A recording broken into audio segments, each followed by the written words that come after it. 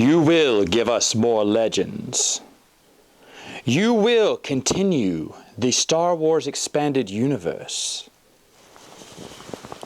Do you think they're listening?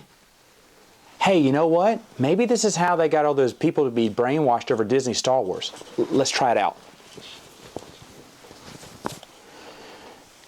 You will love Star Wars Episode 7. You will get mad at other people when they say they don't want to see it. Gosh. Okay, this time is goofy.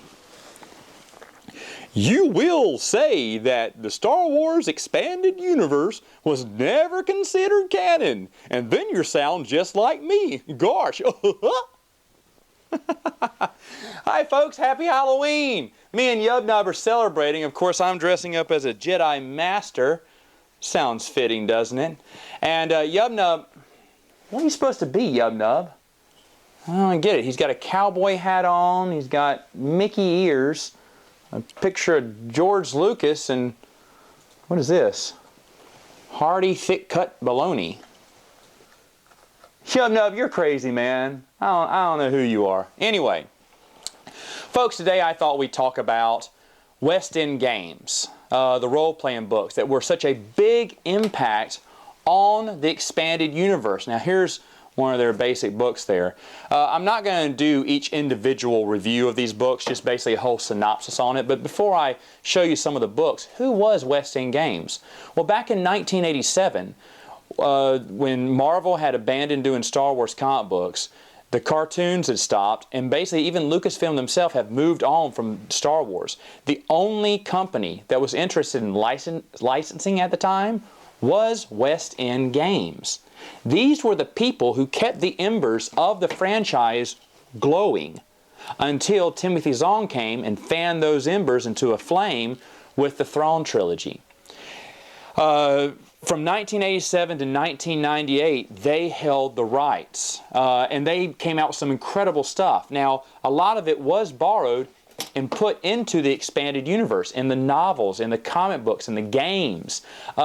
Even Dave Filoni, in that Clone Wars featurette, says that George Lucas wanted to use the Gundart from West End Games and put that as the Gundart in the Clone Wars.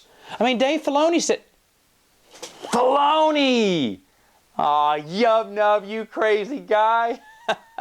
I couldn't tell because all the fur. Anyway, so it was huge. In fact, George Lucas loved West End Games. He said that. Even Timothy Zahn, in an interview once, said that when he was starting to write the books, George gave him all of the West End Games material. He said, here, use this. It's really good. And Timothy Zahn used a little bit for ships and droids and alien species and whatnot. He didn't use any of the adventure ideas, but he said they were helpful for that means alone. The role-playing games ended in 1998, just 1 year shy of Episode 1. What happened? Well, David West Palmer, who was the owner, actually had two businesses going at the same time. He had West End Games and he had a shoe company. His shoe company, Gucci, not the purse, something like that. Anyway, it was going under. And so he was siphoning money from West End Games and pumping it into his failing business. Unfortunately, that affected West End Games numbers too, and both of them had to file for bankruptcy.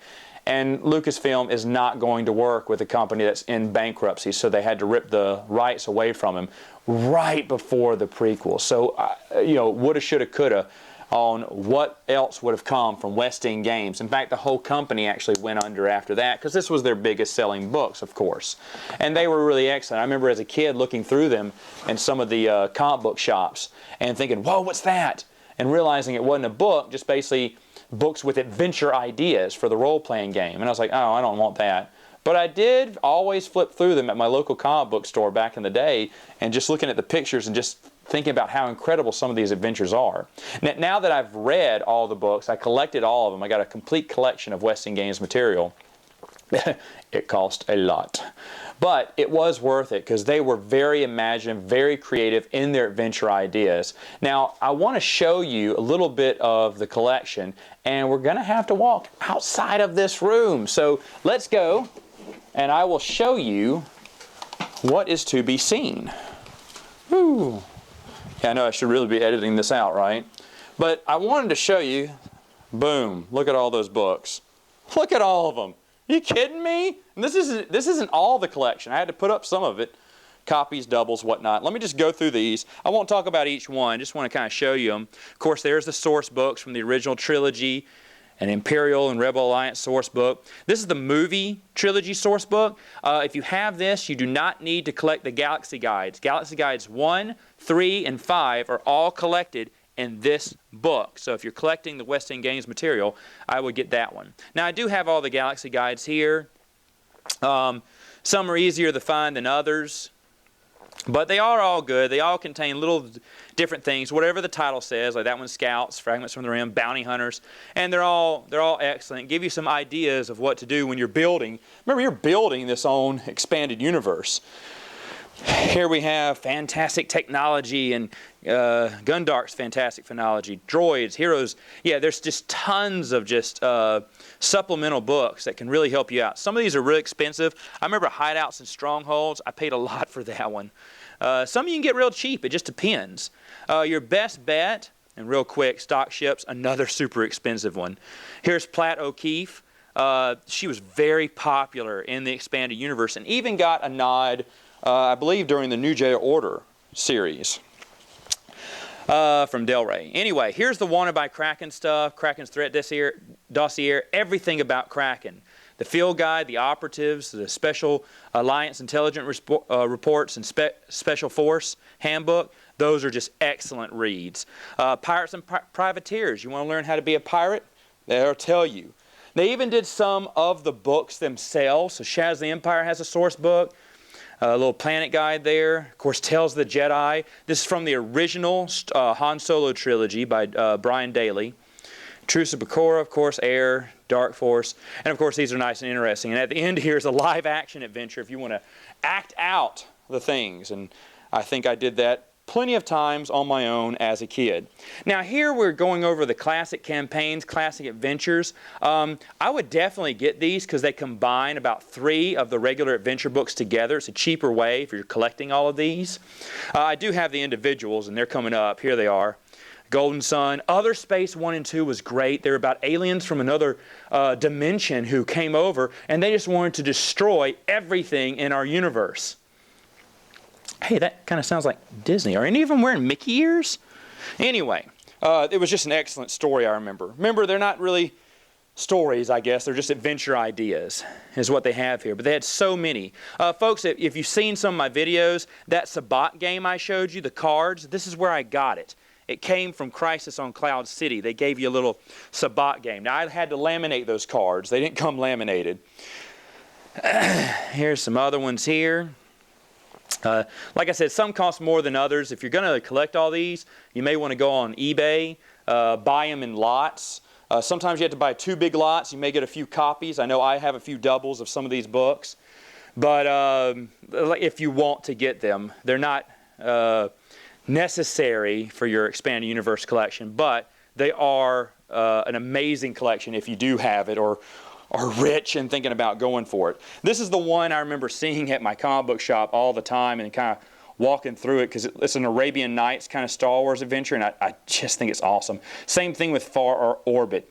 These are some of the later books, and they really started hitting their stride in '98. So it's a shame to see what they couldn't have done. Now, the one on the left here, Lords of the Expanse, that is a super expensive book. That one costs, it's actually a set here. It's a box set, and that one's going to cost you a pretty penny.